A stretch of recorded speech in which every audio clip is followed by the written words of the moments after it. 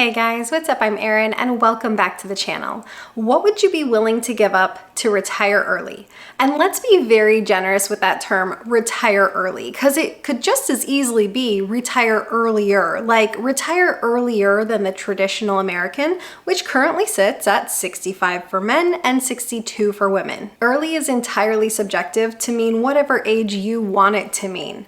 But ultimately, if you're going to want to retire at an earlier than traditional age, or if you want to achieve financial freedom at a quicker pace, you're gonna have to make some sacrifices along the way. So I'm really curious on this one. Leave a comment down below. What are some of the things you would be willing to give up to retire earlier? Or on the flip side, what are some things you wouldn't be willing to give up? Well, according to a survey by annuity.org, the most common things that people would be willing to give up would be dining out, having pets, having kids, having a large home, and having a vehicle. And the one that tops the list is dining out. The typical American spends about 5 to 10% of their income on dining out and meal delivery services. 56% say they eat out 2 to 3 times a week. 10% say they eat out 4 to 6 times a week, and 6% say they eat out every single day. And it's pretty well known that when you dine out, the cost of food is exponentially higher. A $13 restaurant meal is about 325% more expensive than a $4 meal you could prepare yourself. And the markups are even more dramatic with alcohol, and we've all heard about the latte factor, that going out every single day for a $5 coffee,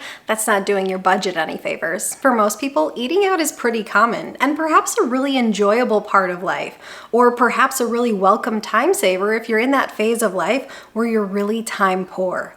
I don't tend to like all or nothing approaches. I don't like the idea of giving something up entirely if it's something that you really enjoy. It just doesn't seem sustainable long term to me. Rather, I like making tweaks. You could go out less. For instance, you could go out just once a week rather than twice a week if that's your norm. That instantly cuts your dining out budget in half.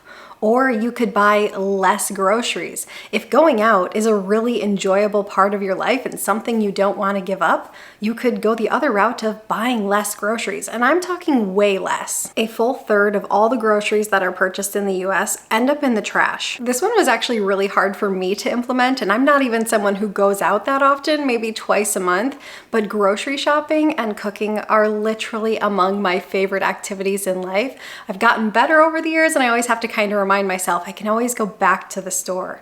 But if you're someone who is constantly going out for their meals only to come home to have to throw out the groceries you bought because you didn't make time to eat at home and cook that food, just go ahead and buy less groceries. You'll save your money and you'll save on food waste. Don't order drinks out. My husband and I are exclusively water drinkers at restaurants. If we want to have a drink, we'll have it at home, where you can get the bottle for the price of what a single drink would be at a restaurant. So it saves money and it's safer. If you lump kids and pets together, a full 47% of people would be willing to forego kids or pets in order to retire early. And sure, kids and pets are expensive, no doubt about that. And we all have a different idea of what a life of happiness looks like. Some people want kids, some people don't. Some people want pets, some people don't.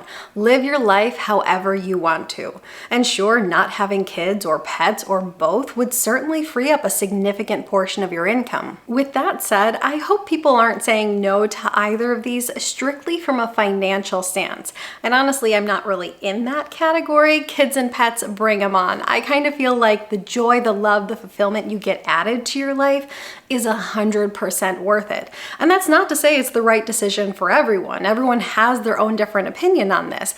I just think it's important to remember that there's more important things in life than money. I just hope that if someone feels like a kid or a pet would make their life better in some way, that they don't say no to those options just to be able to retire a couple years earlier. But if you don't want kids or pets, absolutely, you're probably going to be able to retire sooner. The next most common thing people would be willing to give up is a large living space. I'm actually totally on board with this one to an extent. I think we as Americans tend to live in very large homes, and the larger the home, the more expensive it tends to be. A larger upfront price tag, higher taxes, utilities, maintenance, things like that. And housing is very expensive, anywhere from 20 to 50% of people's budgets. I was actually the person who wanted to live in a tiny home for the longest time, and early on in our relationship, my husband and I only lived in studio apartments and one-bedroom apartments. We deliberately kept our rent very low relative to our income, and it allowed us to become super savers, saving 50, 60, 70% of our income. Then we bought a home. It's a normal home, 1,700 square feet, not large, right in the middle of the road. But now that we did that, I don't think I could ever go back. Those smaller spaces never bothered me when we were in them, but now having a couple extra rooms, or oh my goodness, having an extra bathroom, it's a luxury I don't think I could ever live without. I'm still not a fan of ginormous homes because I feel like you end up with a whole lot of rooms that you just don't end up using. So I think if you can buy a home that fits your needs but doesn't exceed your needs, it can add up to a lot of savings. If you were looking at homes, say $325,000 to $425,000, if you go with a home at the top of your budget, your monthly payment would be roughly $560 more per month than if you went with a home at that $325,000 price point. If you went with the lower price home and invested that difference each month for 30 years, the life of a traditional loan, you could have almost $1 million. It makes a big difference. And this particular item makes me think it's worthwhile to make sacrifices for a period of time, but not necessarily forever. We deliberately kept our housing expenses very low for 5 years. So for those 5 years, we were able to be aggressive super savers. And that made a huge difference in our finances. Let's say you were able to be really aggressive with your finances for 5 years. So from the age of 25 to 30, you were able to save $15,000 a year every single year for those 5 years. Yes, it's a lot of money, but remember, very aggressively saving. Then after those 5 years, you cut out that aggressive saving. Even if you never touch that fund again, if you left it invested for the next 30 years, it could grow to $1.2 million.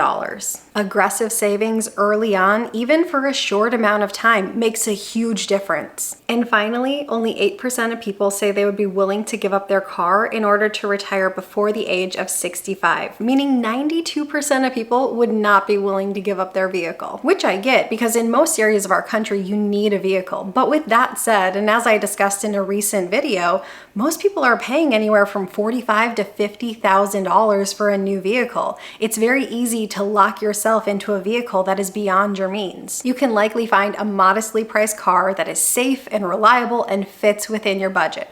Then you want to keep that vehicle for as long as possible.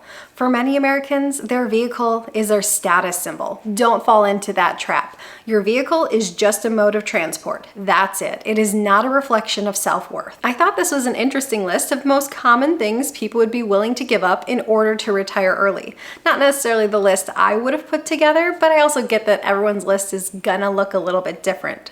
I do think the most impactful and most realistic one on the list is housing. I think if you can keep your fixed costs low, it really serves to free up a greater percentage of your income. I think the eating out cost is really looking at things more on the margins for most people, and I don't really like that kids or pets are on this list. I mean, it is a very personal decision. There's no right answer. Live your life however you want to. I just hate that it could strictly be a financial decision for some people. If there would be someone saying, oh, I'd really love to have a kid, but I'm not going to if that means I have to work until I'm 65. I just think you have to remember, if that's your stance, there's more to life than money. So I think it's more than a financial decision is all I'm trying to say. If I were to put a list together, here's what it would look like. Avoid lifestyle inflation. I think this one is really one of the most important factors. Most of us start out with an entry-level salary and then work our way up over time. And we start out with a lifestyle that fits that entry-level salary. But as our income increases, so too does our lifestyle. Maybe we move on to nicer clothes, a nicer car, that bigger home, or more expensive hobbies, things like that. We all know Parkinson's law, where work expands to fill the time allotted. I feel like that applies to incomes as well, where expenses expand to fill the income available. I think it's about being deliberate and controlling your costs and making sure that as your income increases, so too do your contributions to savings and investments. And I think that's an important important point as well, that you're deliberately increasing your income over time because your financial goals are easier to achieve if you have a larger shovel. Keep housing costs modest. So I definitely agree with this one from the previous list. I think keeping your housing costs in check is a great way to make your route to financial freedom much easier. Mindless spending is something that is so easy to do. Something is advertised to you on social media, or it's an Amazon deal of the day, or it just catches your eye, or you sign up for a subscription for a trial period, forget to cancel it, then never use it, and end up paying for it for 10 months.